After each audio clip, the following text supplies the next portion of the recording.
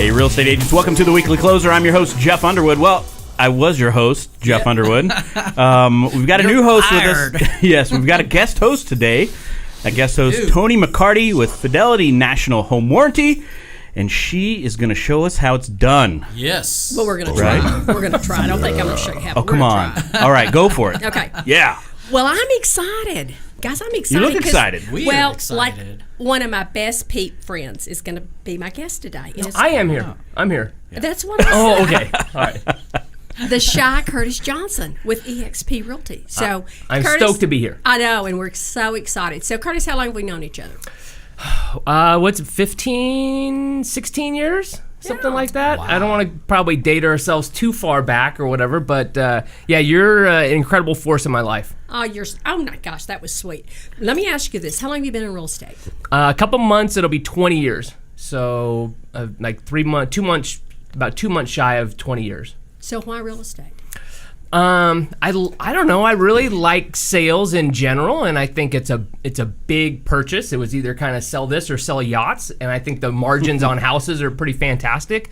I thought it would be super easy, to be able to get in and be able to sell that and sell houses. And I thought, hey, how hard can it be to be able to do it? And you realize, well, there's a lot of things that go into it. But as I got into it, I fell in love with it, right? The more you pour into something, the more you fall in love with it. And the thing I think more than anything, I'm super competitive. I like sports, but as you get older, not so good anymore. But this is one of those things that you can actually see scoreboard. You can see, it's a microcosm of life, right? As you get better, your income gets better. So I like that. I like the camaraderie. I love building a team. So I built a team from about a year in. I've had a team almost my entire career. And I love winning, but I love winning with people even more. I think one of the things that impressed me the most, you and I had a conversation, I don't even know when it was, but I said to you, Curtis, like, how long has the people on your team, what's the longest somebody's been there? Do you remember what you told me?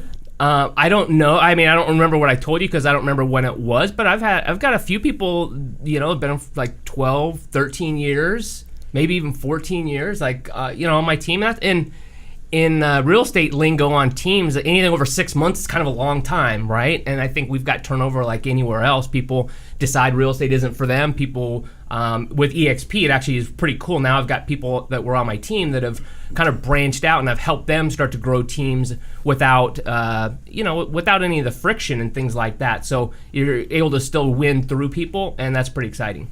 Well, I know because you've been with EXP since when? January? End of January, so a little over over 6 months. Okay. But before that, you had all these people on your team. Yeah. And for a very long time. So what do you think the success of that was? Because that really and truly doesn't happen. It's very, They must be very rare. patient. I don't know. Well, no, really, what do you think it is? I mean, do you think was the compensation? I mean, compensation always has to be aligned with opportunity. But I think I'm a very loyal person. I think they are as well. But I think it's about creating opportunities where they can be better as people, and creating bigger opportunities. That was one of the things that really attracted me to KW back in the day, was that was the biggest opportunity at that time, I believe, right? To be able to come in, be able to buy a market center, be able to possibly one day be able to own regions, things like that.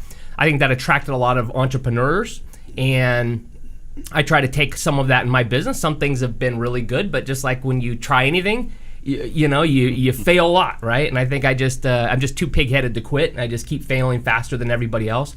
And that's one of the things that attracted me to EXP is I think I've never been so happy in real estate, and this is the biggest opportunity in my lifetime in real estate. And if you're watching this, in my opinion, it's the biggest opportunity in your lifetime in real estate as well. I know you believe that because I do. I've known you for a very long time, and I have never seen you as excited. I mean, especially you should have seen me when you asked me to come here. That was it. That was the pinnacle. That was awesome. Okay. Well, yeah, don't believe that, but okay. But no, really and truly, I mean, I've watched you, and we've talked a lot, and I've seen you a lot, and we've visited a lot about it. So, what makes, besides the opportunity, what about it that makes you so excited? I think it's the collaboration more than anything. It's the people that you get to do things with. I think real estate can be the most lonely business possible because you see everybody on Facebook, right? You see everybody with the beautiful houses and you see all the success that they're having. And when you really get down to it and you actually see what's going on, most of them are struggling, Most of them aren't doing that well, and so it can really beat you up and feel like, man, I'm not doing anything right, and I don't have leads, and I don't have this, and I don't have the models, and I don't have the systems, and what do I do? And when you don't know what to do, the human mind shuts down. So to be able to have something where the financial system is aligned, where people have to be invested in you, you have to be invested in others. So as opposed to the kind of the old model where, hey, you throw 10 agents against the wall and one of them will stick and sell a bunch of houses. One might sell a couple houses to their family or friends, and the rest are going to go out of business. This, you actually pour everything you've got into the other person to make sure that they're super successful, and that's what's attracted the biggest agents in the industry across the country to our group, saying, hey, you know what, it's not just the model, but if we can add the model and then we can have people that can actually produce and sell houses and then be able to teach that and have a vested interest in others, it's a home run, and that's what we're seeing. So I'm real fascinated still by the team thing. So tell me about your team. Okay. So tell me what that team looks like. What's the Curtis Johnson team look like? Man, they're a good-looking group. And they really are. Yeah, no, they're a good-looking group. And like I said, I've had a team for about 19 years going through. I started the wrong way. I started with a couple buyer agents before I had staff, which, Gary hit that right. You definitely should staff up and be able to leverage before you do that. But right now, over probably the last year or two, we've probably had 12 to 15 people on our team. And I thought that was good, right? And we typically do, last year we did a little over 200 sides. This year we'll do about there, maybe a little bit more. We typically do between about 250 and 350 sides. And, right now I'm working on some other different things, but I'm also, like I said, I'm more fired up than I've ever been, and talent is coming to us. And what that allows us to do is be able to sell more houses, and we'll be able to grow. And I would think that we'll probably be 30 people by the end of this year. So you have a TC, transaction coordinator. How many? Yep. One in the office and several others offsite, local and then overseas as well. Okay, so you're using somebody. Oh yeah. The Philippines. Is that where they are? Yeah, I've got a few different ones, but they've been with me. My TCs have been with me for like 7-8 years, maybe even 9 years. Which they know how we work, they know how we do it. They're kind of become part of family a little bit. Okay, so do you have inside sales? We've gone back and forth with that. Sometimes we've had, right now we don't. Right now we've got a rotation through the agents and things like that, but we don't have an assigned inside sales, but there's blocks of time that we do that. It is a harder job to fill, and usually when they become very, very successful at it, in my world, and again, this is, as I get better, I'll be able to attract better talent to be able to do it. Typically, they see how much work it is to convert the lead, and they see it becomes almost confrontational a little bit. They see the agents maybe not working as hard and getting a lot of the reward, and they say, well, that's what I want to do too. So a lot of them have gone there and then moved into sales roles, and maybe that's a compensation thing where maybe we need to make that a little bit better, that they don't see that as a stepping stone, but see that as a priority. But just like anything, you got to be a little whacked in the head to be able to grind out for that long and be able to do it. It's hard. Yeah. I mean, I think it's hard. Yeah. But, okay, so buyer's agents? Yep. How many? Well, we don't just have buyer agents. Okay. It's skill-based. Okay. So everybody starts out as buyer agents, right? And as their skills get better, anybody that comes on, they can go, if they're able to generate a listing opportunity, we'll either help them, we'll go with them. If they come in the office, I'll help them go through and be able to do it. But anybody can be able to do that with leads they generate or their sphere. But if there's things that we generate through our marketing, people come off TV, radio, different things like that, we want it done a certain way, and so they have to be able to prove they can be able to handle that. So it's not necessarily, some people are like, well, you got to be here a year or 2 years. Ours is much more skill-based. So talking about skills, so tell me what a day at Curtis Johnson Real Estate looks like. When you start in the morning, I'm on your team, what happens? It really just depends, because it probably in the past I was very militant about, you show up and we're grinding from 8 to noon and this is what we're doing, and then you've got your appointments in the afternoon. And I was able to take people that had sold, 2-3 houses to 20 houses, 30 houses, 40 houses, 50 houses a year. Wow. And some people that, in my opinion, maybe didn't have any business doing 20, 30, 40 sales. But at the end of the day, they didn't like me. Right? Then I know it's shocking, right? Because here's the deal. Because what would happen is we'd sit down and we'd come up with their goals, and I thought they were their goals, but they were actually probably my goals, right? And saying, you told me you want to make a bunch of money, and I said, well, I know how to do that, if that's really what it is. But as I've matured over the years, I've realized that most people just throw crap out. They just say this is what I want to do, where they don't. Maslow's hierarchy of needs, where they want to make sure that there's enough to be able to provide for their family. And then it becomes, well, when I've hit that, there's very few people that want to push higher and harder than that. Mm-hmm. And so we really try and match, and I really try and stay out of judgment as much as I can and try and say, okay, let's get really clear on what things that you're committed to. And when I understand what your commitments are, we just have a conversation about what your commitments are, what you want to do. So we've got some people that come in before 8 o'clock in the morning, and we try and line up a schedule. This is kind of what a winner's track would look like, and here's what maybe a hobby agent's track would look like, if you will, right? You can choose every day. And we've got some people come in, oh, I'm so sorry about that. Like, it's not my goal. I'm committed to my goals, and I'm going to do that. We want to create an environment that if you want to win, and if you want to choose success, if you want to choose productivity, we're your place. If you want to choose to be a hobby agent, you won't last long. You'll wander somewhere else. We can still love you. We can be friends. We can go break bread.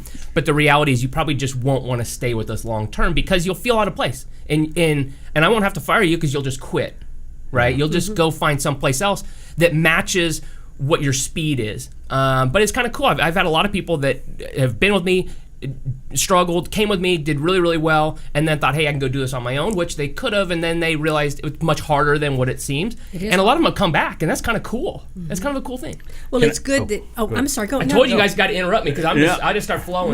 No. So we're talking about the team. I was just going to ask what the EXP model and mindset, how is that working with your team and also for expansion opportunities? Mm-hmm. Mm-hmm. Across the board, only about 80% of people in EXP never recruit. They never go do anything. They're never compensated for attracting talent. And that's fantastic. Everybody thinks that if you come to EXP or you come to my team, that you've got to be out there recruiting or anything else like that. It's not the case. Most people just take advantage of the cloud platform, the 25 hours a week of training, some of the things that we've brought together with some of the biggest agents, and we have other training on top of everything else.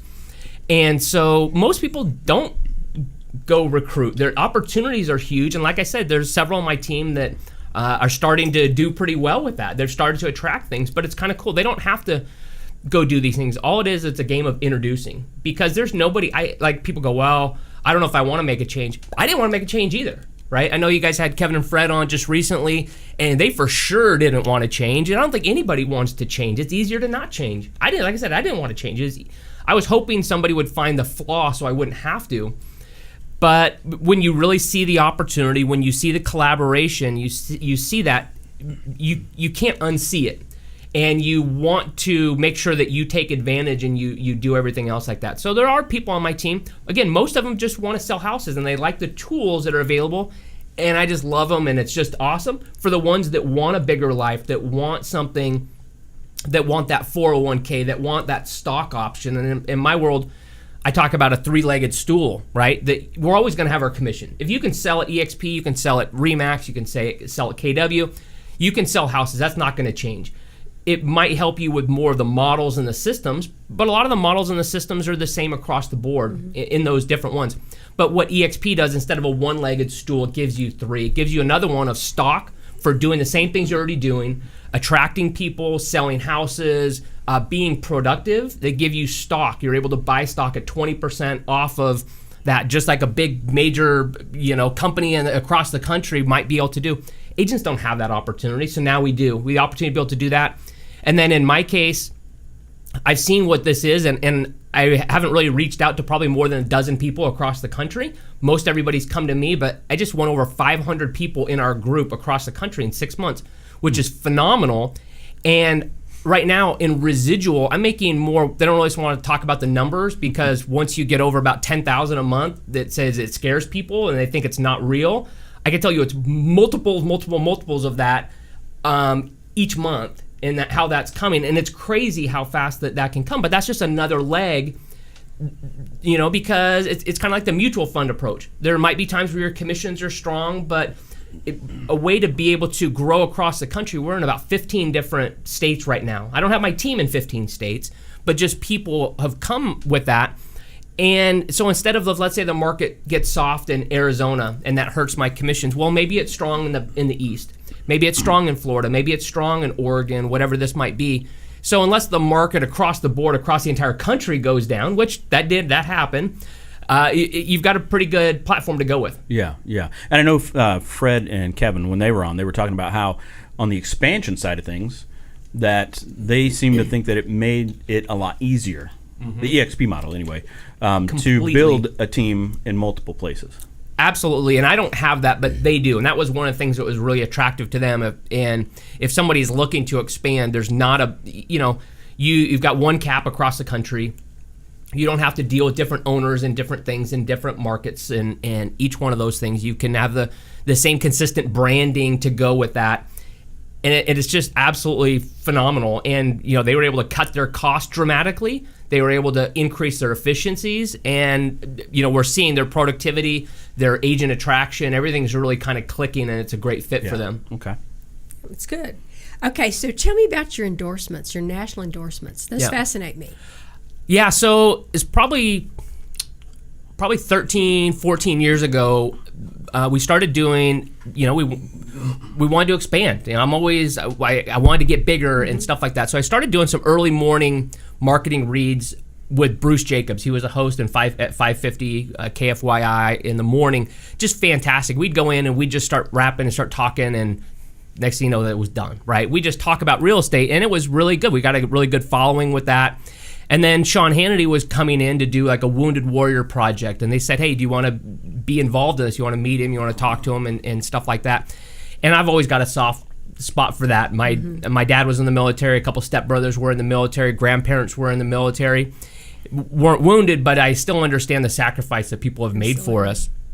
And I said, hey, you know what? I happen to be doing pretty good right now. I'll throw a bunch of money at it and I'll endorse it, or I'll sponsor it. And so he came to, at the time, U.S. Airways Arena, came in with some different celebrities, and they put on a huge event, and I was a sponsor of that. Got a chance to spend some time with them and kind of say, hey, this is the type of person we want to, and this isn't politics. This isn't, you got to understand, they're entertainers. Whatever their politics are, they're entertainers. They've got the ear of the most affluent buyers and sellers in the industry, or in the market. And he was somebody that I thought was doing a lot of good stuff, and at the time I listened to a lot of talk radio. I don't listen to as much anymore because I can't change anything. That's the reality of it. And I tell people, so we've got endorsements from Sean Hannity, the number 2, and we also from Glenn Beck, number 3 talk show host in America. Also Barbara Corcoran from ABC's hit show Shark Tank. She exclusively endorses us in this market, and it's just been a really good thing. I was part of a marketing group that when we started, there was maybe 6 or 7 top agents across the country. And we said, well, what if we could pool our resources and be able to attract people that would endorse us and be able to do that? And that group's grown. And so that's given us opportunity to, to meet Barbara and say, hey, would you, instead of having to cut a check for $500,000 or $1 million, would you get a chance to do some background checks on us? And would you be willing to put your name with our name, and instead of one little fire, put a big, so we could have a big bonfire? And we don't take that lightly. It's a big deal for them. They spend millions and millions of dollars on their brand, and so to have that blessing of having them endorse us is a big deal. It's impressive, I think. And I'm sure it's been fun, hasn't it? It's pretty fun. You get a couple, wackos, and like I got beat up this last week by somebody telling me I was a racist for this or that, and I just say, you know what? You go find me a liberal that can produce these type of numbers of listeners. I said, let's talk. I said, I'm all for it. All I know is when we close houses, it's green. It's not red. It's not blue. It's, what? We need to do more things that bring us together. And again, I'm not endorsing them; they're endorsing me. Mm-hmm. Yeah, green's a good color. I think it's my favorite. Yeah. I always think it's the right size and the right color. Right? That's good. So let me ask you this: what's your big why? My big why, and I've gone back and forth. But one of my coach, John Cheplack, who's really intense, right? He's intense. Would you say? He's intense. So I've always had like a really big... But he's delightful, isn't he? Yeah. We're trying to actually talk ourselves, or he's trying to talk me into kind of getting away from a big why, right? To saying that kind of falls into the category of a lot of people, getting all hung up on that. And I think trying to be introspective, my big why is about trying to live my life the way that I want to, and trying to, in my personal walk is I feel like I've had an opportunity to learn a few different things, and I want to make sure that I get a chance to share that with as many people as possible. I think real estate is a great industry that a lot of people come into unexpectedly. They think that it's going to be so easy, and it's brutal. It's absolutely brutal. And if I can help some people, be able to make a dent in the universe, from their little universe to our bigger universe, that's what I want. And I came in, like I said, I was super competitive. Probably the first 5 years, it was a scarcity mindset. It was there's one pie, and we are going to brawl over who can get the most pie. We are going at it. And, if someone got a listing, it was like, oh, how's that even possible? And what do I got to do to take them down? It just doesn't need to be like that, right? And so I think, 15 years of personal development, maybe I'm getting close to normal. I don't know. But now it's just abundance. There's just so much business across the country, across our market, and there's so many people. When you really get down to it, there's so many people in this industry I just love. They're just really good people, and instead of looking for their faults, you look at all the good things they're doing. And there's so many good agents, so many good lenders, so many good people from title and home warranty. And only one in home warranty. Okay, just only one in home warranty, right? Just one, Tony, right here. Okay. But you're Callie's right. pretty good too. Well, I mean, there's some great professionals in this industry. But there really are. But if we if we look for the positives of what people are doing, instead of looking as competitors, man, my income's based on what I do, not what they do. I agree. And, I think the big why thing, and I struggled with that too. So I think I put mine into the fact that I want a legacy. What do I want my legacy to be? Yeah. And because I don't know what my big why is. I just love everybody, and I just want to love everybody. So that's kind of crazy. Yeah. Okay, there's one other thing. Speaking of love, if you've got a great date for Toni, I'm telling you, she is absolutely amazing. Go back and watch her episode, because I'm telling you, but don't be sending her riffraff. These have got to be like grade A amazing men, because I'm telling you, if I wasn't married, you'd be my gal. Oh, thank you, Curtis and Marilyn. God bless you. Okay, so I went in. You told me, I want to talk to you a little bit from the vendor side, because I remember one time we had a conversation, and you told me about when you first got in the business, what this vendor did that you always remembered. It's the car wash. Oh yeah, absolutely. So Cynthia Stout Hernandez and Capital Title. I was at West USA. I might have sold 3 houses at the time, and this was maybe 99 or something like that. And I remember I used to go to the West USA meetings, and I was like, this is cool. And if you got a home warranty, you get to spin this thing, and you get $50 for it. And I was like, this is pretty cool. But I didn't know how the game worked. I didn't know what vendors did. I didn't get it, right? I was just like, I had my head down. I was like, I'm knocking doors, I'm walking neighborhoods, I'm calling. It's back when you could cold call, and I'm just like, I'm grinding, but I don't understand why the people in the back of the room keep bringing us food on Wednesdays. And I was like, I don't know what they're doing. I don't know how they make money. I don't know what they want from me. But one of them, Cynthia, I still just love and adore. One day she was just talking to me. I was like, wow, she's talking to me like I'm a real person, not like I was something else. And then I sold a house or something, and then she gave me a little card, and she said, I think you're going to be really, really good. And it was like, I don't know, $10 to a car wash. To me, I was like, holy cow, I'm like a real person. I'm in her world. I thought she was fantastic. And to me, that really just stood out. And I gave her business for 10 years until she moved away, and and she helped my business out a lot at Capital Title. And I don't use a lot of different vendors, because in business school, which I didn't finish, but in business school they teach you to have less vendors and help them be successful, instead of trying to get a lot to pit them against each other. But you try and help their business as they help you. It's not a scarcity mentality. So I remember that. I thought that was good. So tell me this as a vendor, because how does somebody get an appointment with Curtis Johnson? You call Toni. Be careful. No, it's true, because I think sometimes everybody thinks that that's just real easy, and it's not, is it? Yeah, no, it's definitely. I'll tell you what not to do. Okay, how about that? That's a good one. And I'll tell you almost the same categorically across the board with top agents is everybody's super busy. Nobody has time. If someone ever emails me or calls me and it starts and it sounds, if you happen to get my number, if it starts and it sounds anything like, hey, can we have coffee? Can we go to lunch? Can we do this? Can I stop by? Can you stop by here? Can we do this? for just a few minutes so I can understand your business. Now, I guess in theory, I get you got to understand before you can solve that. Totally get it. But if anybody starts with that, I'm like, my job is not to tell you what I'm doing. Your job is to figure me out. Like, I know it sounds cocky. No, that's right. Your job is to say, hey, Tony, I've got a few things. Do you want to figure out how to get more listings? Do you want to figure out how to be? I've got 2 people that are looking to join a team. I think you might want to talk to. Things like that.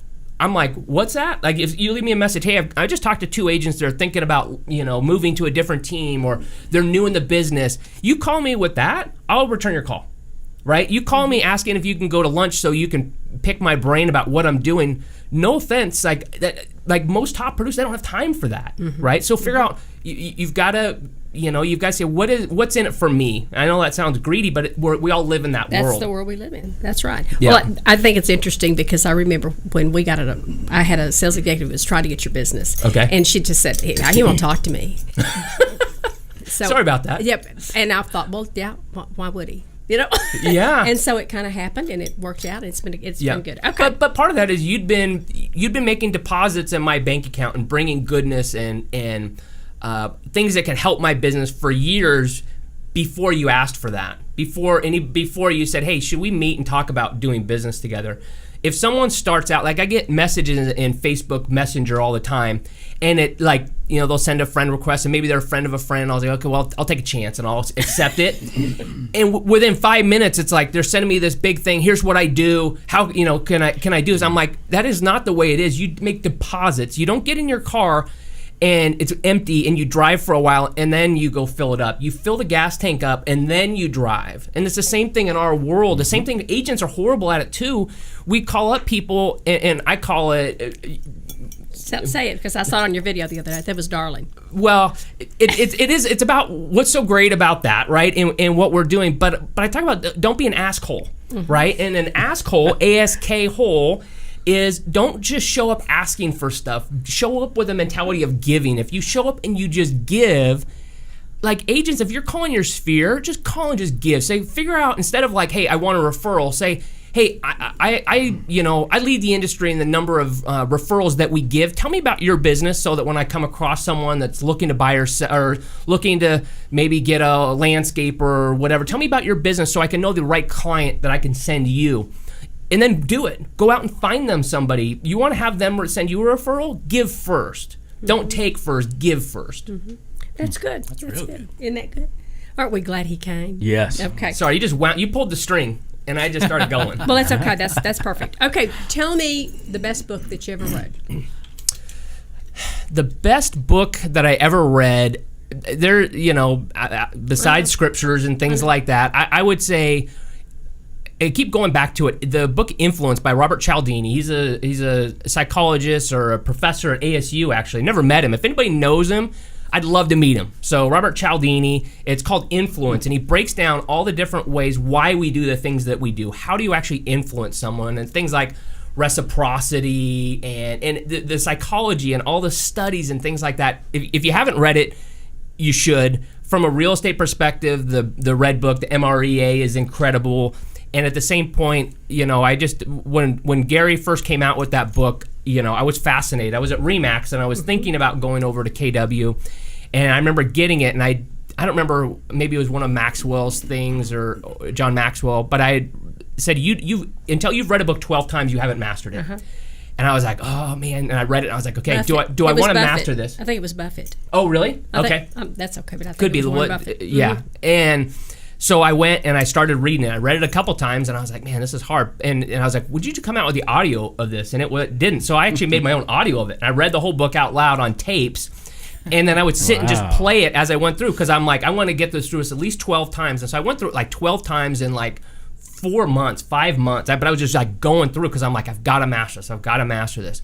And then I said, I want to put myself in that environment. And so I moved to KW because I knew I could run the model at RE/MAX, but I also said, your surroundings matter. Who you surround yourself with matters. And so that's where I went over to KW. That was, 2003. And I was there for a few years, and then I had my own brokerage for 12 years where we could kind of control the environment a little bit better. But that book made a huge impact on me. Do you think it's still relevant? Yeah, I think it's relevant, but I think if anybody's honest, the numbers are not accurate. Oh yeah. They're totally off, and they were off at the time. I remember I was in Gary's mastermind at the time when that came out, and I remember even just talking about. I mean, people have to think about it, but when you talk about like farming, I've never been into really farming, but they talked about for like every 50 people, you'd be able to get a lead, and all you had to do, and people are going, okay, so here, how many deals do I want? And they're thinking they're going to do this, and after 2 or 3 months, they're going to hit those numbers. And what they don't understand is the studies and a lot of the things they did off there were based on mega agents that were already doing things for a long time. Mm-hmm. Their skills were already world class. They already had name recognition. They did these things, and so if you haven't put in the work, you're not going to get the same results. Mm-hmm. And so I think it's misleading in some other ways. I don't want to take shots at it because I think the book's brilliant, but I think the numbers are off. And I think that they would say that, and they've updated, or they've tried to update it a few times and things like that. But it very relevant for sure. The principles are never going to change. Yeah, the systems and all, right? Yeah. So cassette tapes? Yeah, that's that dates me a little bit. How long did it take you to read the whole thing? I mean, to record the whole thing. I don't know. Probably too long. I mean, it took me a long time. Yeah. Like, it was a lot of tapes. Yeah. It was, I'm sure. It was a lot of tapes. It was. I don't know. But then as soon as it came out with the audio, then I don't know. I ditched the tapes. But so. Well, and it may not. And they did a way better job than I did, because I remember there was a few times I totally messed up on it, and every time you listen to it, I was like, that's a big task right there. That's huge. Yeah. So, and it may not have been Warren Buffett. I just thought it was Warren Buffett. So it might have been John Maxwell. I think it was Toni McCarty. I think it was not. No, it was not. Okay. So what's your favorite advice that you ever got? What's the best advice you ever got? Maybe it wasn't your favorite, but the best advice you ever got. Man, I don't know. Best advice. I'm like a squirrel. Could be 5 minutes later. I think every time it's always whatever the latest advice I got was, and that really sticks out to me. I'm like, that's great. That's the best thing. So I don't know. I just can't think of anything right now. Just there's so much. I'm constantly, trying to, almost everything I hear, I'm either like, okay, do I agree? Do I disagree? How can this make me better in my life? So, I mean, I don't know. There's certain, grounding principles and things like that. But other than that, I'm always trying to go through and say, okay, who's the person that's telling me this? What were their results? Are those the results I'm looking for? And do I want to model those same behaviors? Well, that's pretty good. I think that's good. Yeah. So I'm supposed to ask you this. Uh-oh. They told me to ask you this. Everybody wants to know this. What's your favorite mobile app? My favorite mobile app? See, I feel the same. Audible. Audible.com. Okay, Audible. That's a good one. That's okay, yeah. Audible.com, and then sometimes I get bored in the night and I open up Amazon. Mm-hmm. And that place is amazing. Like you just hit a couple buttons and stuff like shows up at your house magically. Okay. But I'm gonna go with Audible. Audible.com. Yeah. Okay, and that's great with incredible books and when you've had it for a lot of years, you've got just incredible books. You can go back through them again, and you can control the speeds on it and everything else like that. Yeah, I like the speeds thing. Oh my gosh, it's incredible. I thought you were gonna say fake book. That haunts me. I mean, because it is there, but they know how to mess with your head, and like you look down and it's always got something flashing at you, and it's like, just leave me alone, But I do like Facebook Messenger better than Facebook, because once you get into Facebook, then you're into everybody else's world and stuff like that, where Facebook Messenger actually do a lot of messaging back and forth between people, and it's very easy to create groups and things like that work out. Do you realize what you've just done? I have no idea. I figure your messenger's going to be full when you get okay. Yeah. Well, hopefully if you're a vendor, you can message me, but don't start with, can we meet for 15 minutes so I can learn about you? If you've got a solution to any problems, you can enter my world, but let's give first. Okay. Do you the think mask. It's time? We're ready for the mask. Ready. So, do it. You're gonna wear the mask then? No, you're gonna wear the mask. You're gonna. No, what we're gonna do is tell them how this works. This is fun. Well, you're gonna draw a question out of there. All right. And then you're gonna answer. It's just a random question. It's just a random question. That's good. Do I get to do it over if I don't like it? If you don't like the question, I guess so. Sure. All right, here we go. All right. Who is your favorite superhero and why? Okay, so growing up, I would have said Aquaman, and I don't know why, because I didn't really like to swim that much, but I just thought he was cool looking. Maybe he could save you. Yeah, I don't know, but are you talking about in the orange? Huh? Aquaman in the orange? Yeah, suit? I thought it was pretty cool. I don't know why, but I just thought that was pretty cool because he could do what no one else could do. Breathe.